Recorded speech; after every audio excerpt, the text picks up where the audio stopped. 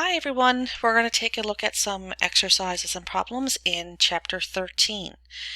Well, I guess I first wanted to say, wow, what a crazy, unprecedented, stressful time we're going through. To the best of my knowledge, right now, I'm recording this on March 18th, Wednesday the 18th. To the best of my knowledge now, our courses are going to continue on it as normal through distance. They're just trying to work out and figure out what's going to happen with final exams. So we'll just continue on it as normal, and as I find out about final exams, I'll let everyone know. In the meantime, chapter 13. I picked the first question here to go through. It's very straightforward, but I want to show you, for those of you who have done those of you who've done the Finance FN 11, I can't even remember the number now, 1140 I think it is, the first finance math course that you do. Most of you will have calculators, financial calculators. The one I used when I taught the course, when I teach it, is the BA2 Plus. A Texas Instrument calculator, BA2 Plus. If you have that, that's the one I have. I will show you how to calculate some of these things on the calculator. If you don't have that particular calculator, but you have the financial calculator, I'm sure yours does it also. You're just going to have to figure it out on your own how to get the information. So here in exercise 1, there's a distributor. They're considering purchasing a machine for $30,000. That would reduce operating costs by $5,000 per year. At the end of the machine's 8-year useful life, it will have no scrap value. The required rate of return is 11%. We have to determine the net present value. So, this is a very simple question with regards to the amount of information that's given. Later on, we'll look at some that have a lot more information, but we proceed and do them the same way. So, list out your items. List out the year. So in this question, we know that the machine costs $30,000, so that's an outflow, negative $30,000, and that's now. And then it's going to reduce operating costs by $5,000 for the whole 8 years. So every year for that 8 years. So we have a $5,000 increase in cash inflows, and it's from years 1 through 8. Now, based on this information, we can calculate the net present value. Now, if you have the BA2 Plus calculator,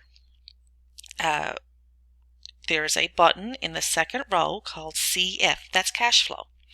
So if you hit that, the first thing you want to do is clear any previous work that you've done in there. So as soon as you hit the cash flow button, I want you to hit second and the very bottom left button, which is the clear, and you'll clear out all previous information. Now we start from scratch.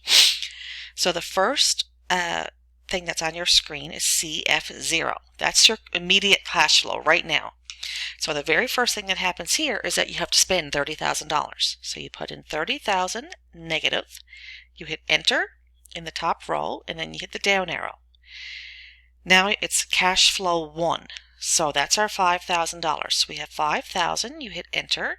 You go down, F01. Now that there is a time period. So here it's from year 1 through 8. So if we hit 8, so it's in all 8 years, you hit enter. If you hit the down arrow again, you'll see CO2 and it'll precede FO2, CO3, and it'll just keep going. You can enter different cash flows. This is the only one we have. So now the second row, third button is NPV, net present value. You hit that, and I pops up. That's your interest rate. So we know in this question they have a required rate of return of 11%. So hit 11, enter, hit the down arrow, and it comes up NPV. So we want to compute. So the top left button, CPT, compute, and if you do that, you will get negative $4,269 and change, but we're doing it to the nearest dollar. So negative 4269.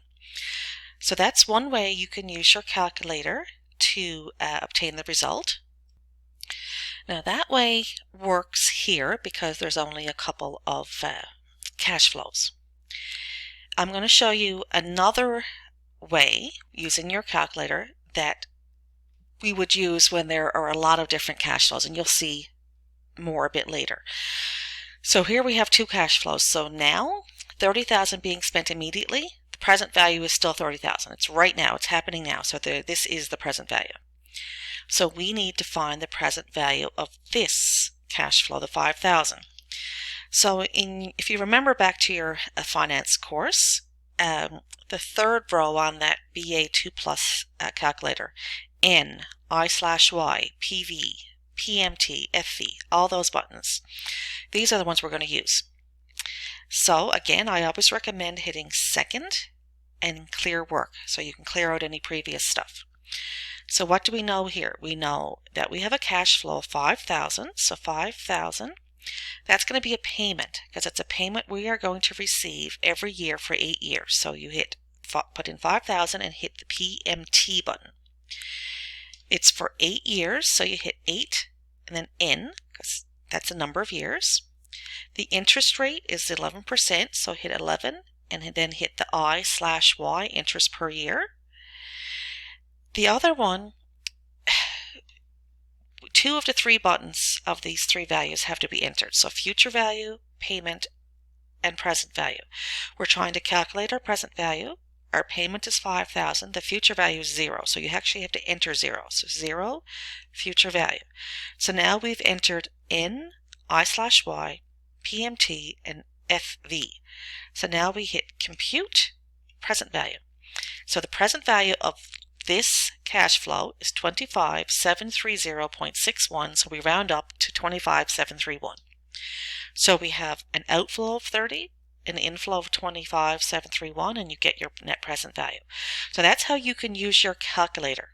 Again, if you don't have the BA2 Plus, which I'm thinking a lot of you probably do have, if you don't have that calculator, I'm sure those buttons are on your financial calculator. I just can't tell you where and exactly how to use it.